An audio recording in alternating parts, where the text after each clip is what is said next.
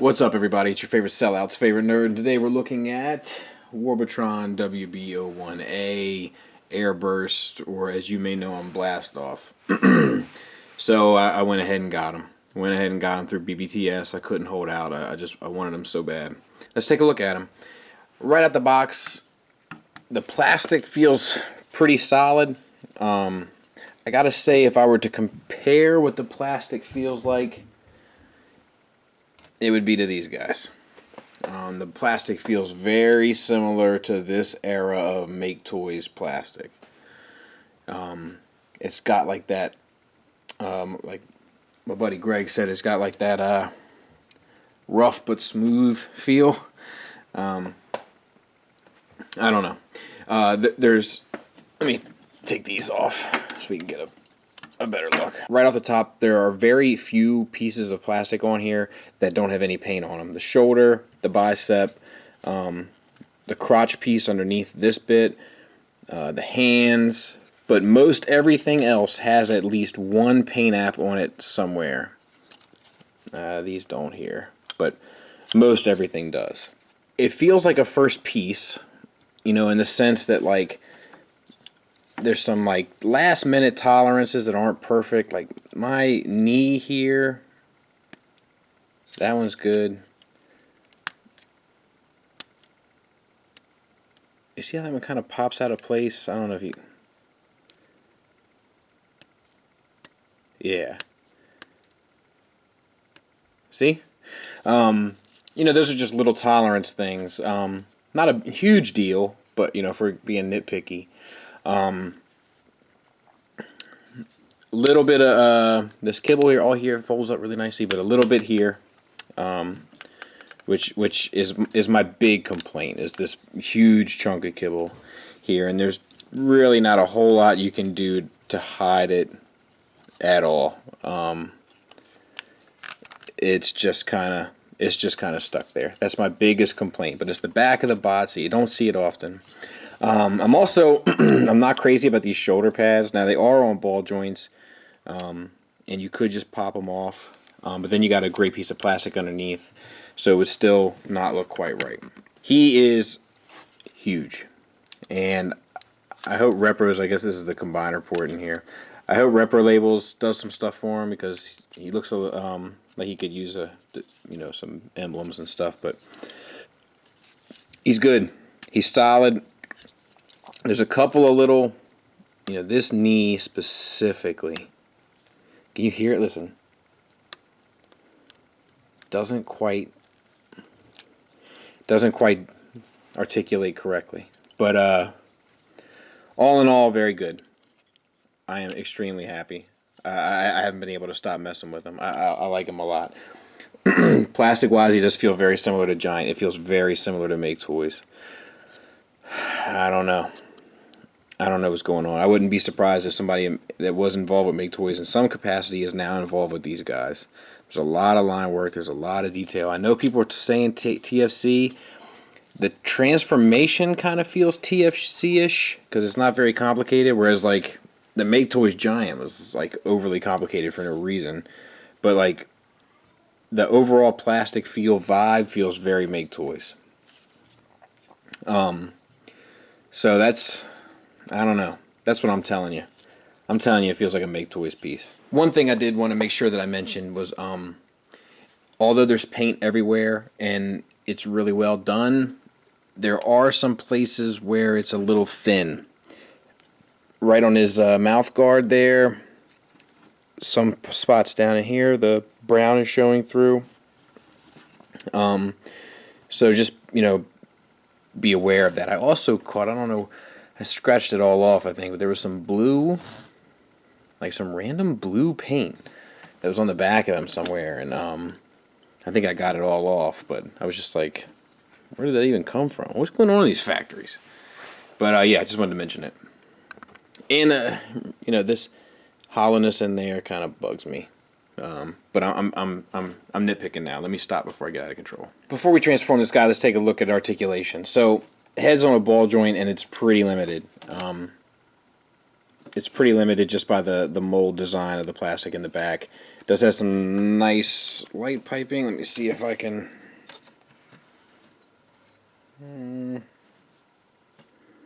Nope. Oh well. Trust me. Take my word for it. This whole piece here is light piping, so it does pretty well. The shoulder pads are on a ball joint and a hinge. And that would be here. These shoulders are actually pretty cool because of transformation.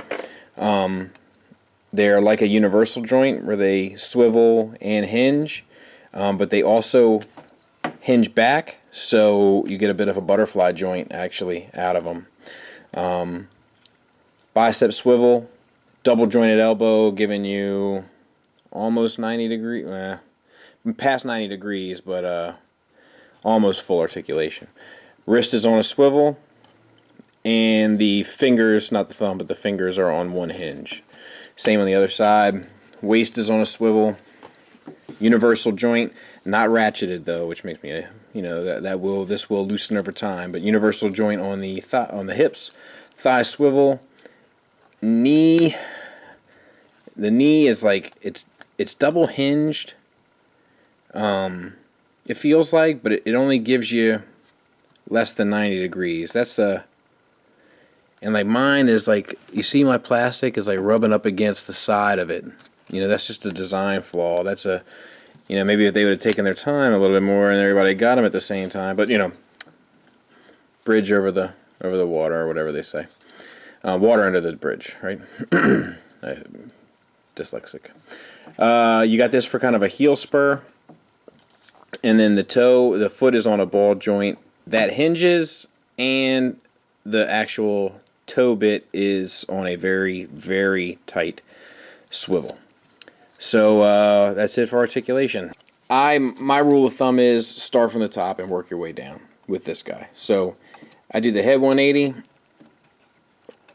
shoulder pads, you spin them 180 and bring them up. They'll tab together.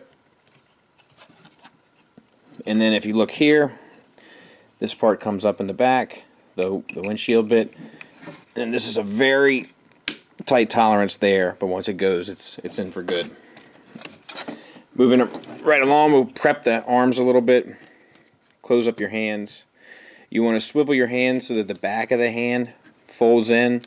When it's laying against this plastic, it just sits better, as opposed to the finger bits, which kind of make the whole hand jut out a taste. So get that going, and then there's a hinged piece here. Open that up. Open that up. Open up your little kibble here in the back. Hinge this piece out. This is another thing. These two pieces that hinge out here. Let me see if I can line it up. This one goes all the way back like that. That one stops there. You can see the difference. Just seems like a rookie mistake to me. Butterfly this piece in.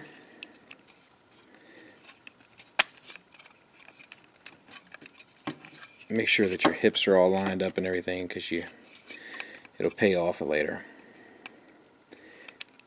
Close this bit down, and it should fit nicely into this.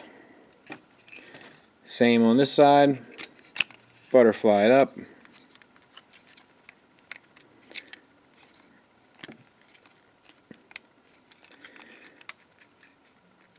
Bring the ribs down.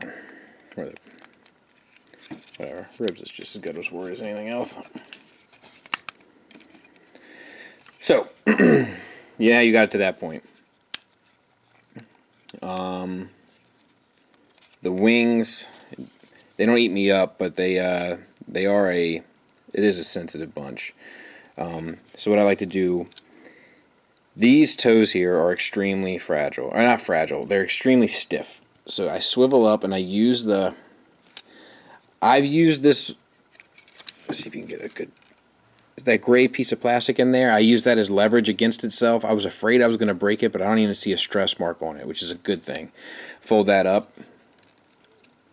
Swivel the toes around. Fold that up. It should sit underneath these vents pretty well. if you've done it properly, which I apparently haven't. And then bring your thrusters down. The wings are on 1,000 hinges, so hinge that up, and then there's a double hinge here. So up, out, double hinge. I don't know if I've ever tried to snap them together first and then push them up, but let's see.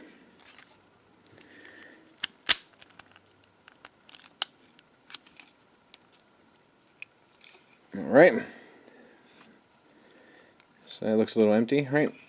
So then we use our little weapon rocket missile accessories. Tuck these back. These are hinged here so you can hold it as a weapon, as like a gun, or they can plug into 5mm ports. Same here. Push it in. What I suggest doing is bending these wings back as far as they'll go. Once again, you can see that this one has a little bit more give than this one. Snap them together down here at the bottom.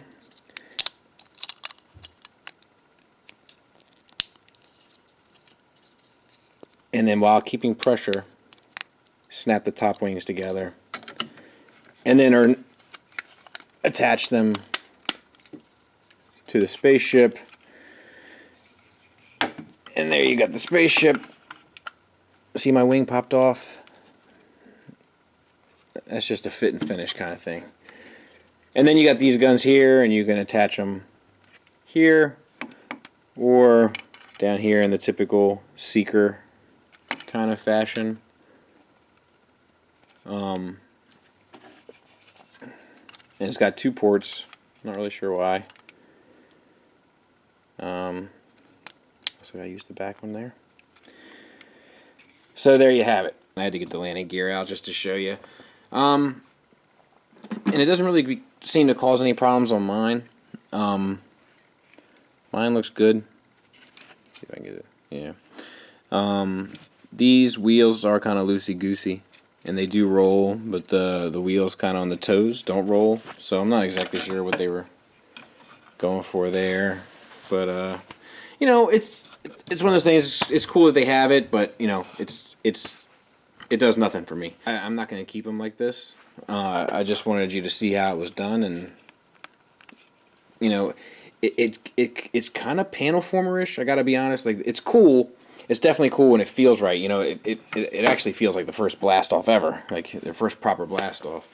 But you know, it just kind of covers everything up for the most part. But it's done in a smart way. It's not done in a typical way.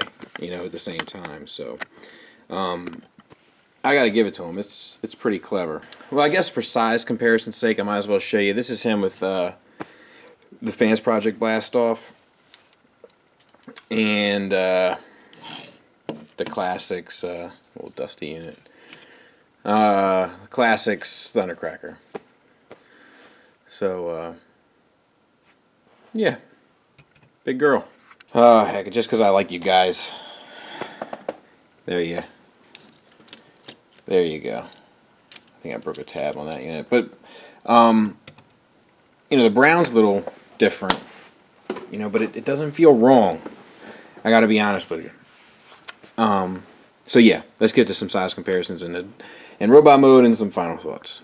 Here he is in robot mode. And for some size comparisons, here is Masterpiece Red Alert.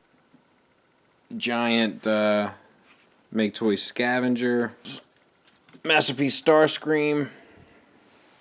Here's a G1 Blast Off. There's the Fans Project Blast Off, and then there's Thundercracker. I didn't flip his hands out because I'm in a rush, but yeah. So that should give you an idea for size. So there's the 3. In my opinion, the only 3 blast-offs that have ever been released that are worth talking about. And I got to tell you, this guy has made this guy obsolete. He's obsolete. He doesn't feel right anymore. He feels goofy, actually, now. You remember when this guy, you know, seemed like the most awesome toy ever made? Yeah, it doesn't feel like that right now. It feels cheap and throwaway-ish. This is this is the best Blast Off available at the moment. It stinks that it's caught up in all this drama, because you know it makes a figure that's like an 8 or a 9 feel like a 7 or an 8, and that's unfortunate that it's kind of caught in this stigma, because it's a really solid toy.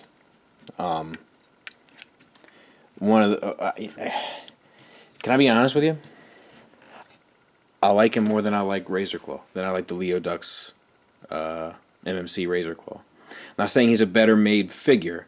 I'm just saying that I like him more. I've enjoyed messing with him more, playing with him, looking at him, adjusting him. I've enjoyed it more. MMC is a better made figure, the Leo Dux, but I've enjoyed this one more. I don't know how else to say it.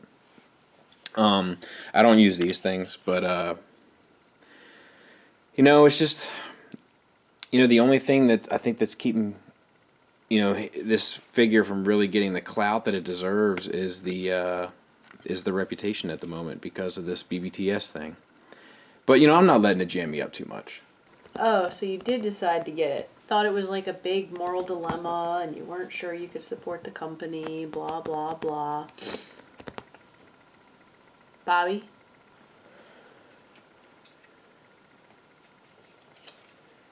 Bobby! What's the question? Actually, I guess I'm having a hard time even remembering it took place, because he's really that good. I can't wait for the rest. I kind of want to hate him, and I can't. Do you know what I'm talking about? Somebody's at the door. Those are the dogs. So, yeah, let me go see who's there. Maybe it's another box. Thanks for listening. Thanks for watching. Until next time, take care.